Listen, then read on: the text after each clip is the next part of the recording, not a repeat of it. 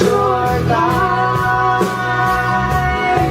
where I hope. Yes, absolutely. You know, we actually took a physical road trip from Nashville, Tennessee to Malibu, out where Rick Rubin lives. And, you know, the spirit of the pioneer is one of adventure, so we felt like we were on an adventure of our own. And we wrote most of the songs on that road trip. Actually, the song Pioneer was written on a mountaintop in Santa Fe, New Mexico, on that trip and in Rick's studio. So he was kind of like our songwriting guru when it came to Pioneer, and oversaw a lot of those and helped us select songs for the record. Rick didn't end up actually producing the album. We did pre-production there and then brought them back home to Nashville for Dan Huff to bring to life in the studio.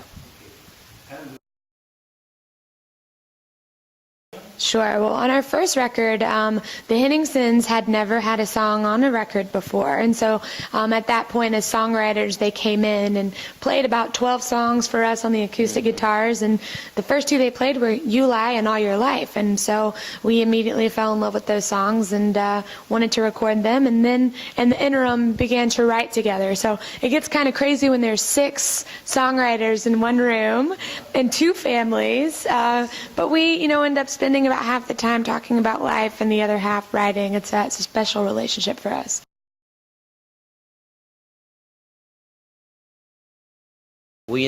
You know, for us, well, especially Dig 2, you know, being the first single off of the, you know, the second album, you know, there were a lot of butterflies in our stomach whenever we were, you know, wondering what that was all going to look like. So that really got us, you know, started off on the right foot. But, you know, we've been working, I guess, 15 years up to this point. So, you know, we were told in the process of making Pioneer that it's not, you know, just the second thing you've done, it's just the next process. And so we were able to kind of walk into it keeping our nerves in check, but there were a little bit of, you know, like I said, butterflies going into that one. Yes. That's right. That Rita Nealco wrote. Yeah, Rita and I had the chance to jump in the writing room and write our second single off of Pioneer. It's called Done.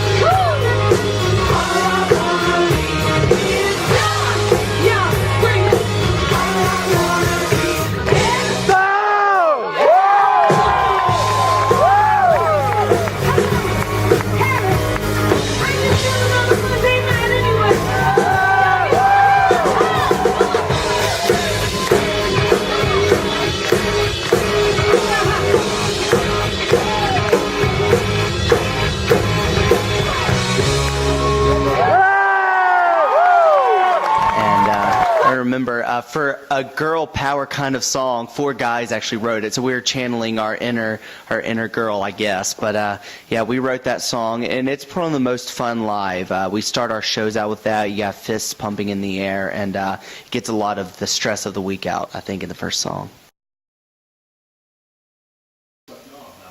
It is so important, and I think because we only know how to sing the songs and the stories that we've either lived or really, in our hearts feel like we can tell that story. So sometimes we will record songs that our friends have written there in Nashville, but even if we do that, it has to be like something that we feel like we would have written to make it authentic. But for us, it's our form of therapy and our form of communication songwriting, so we try to do a lot of it. There's so many great artists right now. There are, but going back to the great artists that we've had the chance to open for, we're kind of like sponges. We like to soak up as much information we can. So we'll go out and actually watch a lot of the acts that we've had the opportunity to open for, and just kind of learn what's made them so great and so viable throughout the years. It's different from everyone from Tim McGraw to Brad Paisley to Reba. So it's a lot of stuff that we're out there always just looking for ways to grow and learn.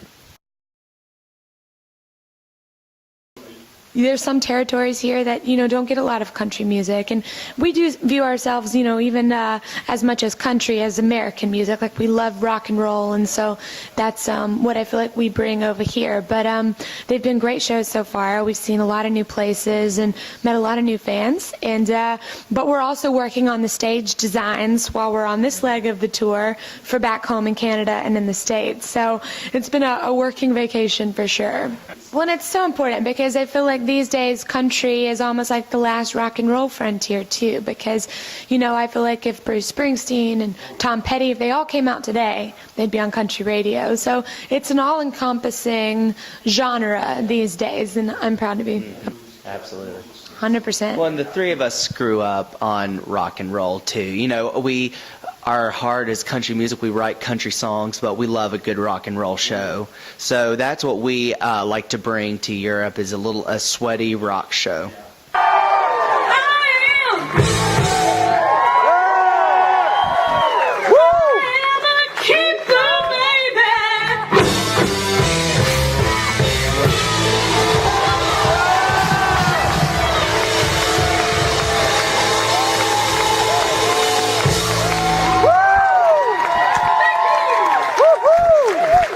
I feel like, we love playing live, and that's kind of how we gauge the growth in the band, Perry. So coming over here for the very first time, probably about 2 years ago, to play shows, we were shocked at, first of all, how many songs they actually knew. Because for us, we expected, maybe If I Die Young and a couple of the songs have been on the stations over in the States, but they knew every single word to every song and continue to this day. But they're so much fun to play for live as well, because they really get into the show. They'll sing, they'll jump, they'll scream, the whole 9 yards. Well, that, and over here, because we've gotten to play like rock and roll clubs, we've gotten to actually talk to a lot of the fans after the shows. We've been doing signing lines, and so it's really, really cool to get to hear from them what Pioneer has meant to them as a record and as a song, because that song for us was kind of a lifeline in making the album. So to really get to have that feedback is something that we don't sign always in the States, but we're doing it over here, and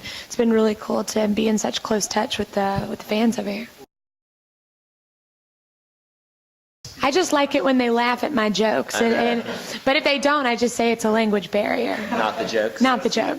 Thank you. So nice to meet you. You're staying for the show, right? Oh, yes, of course. Please enjoy. Yeah. Thank you.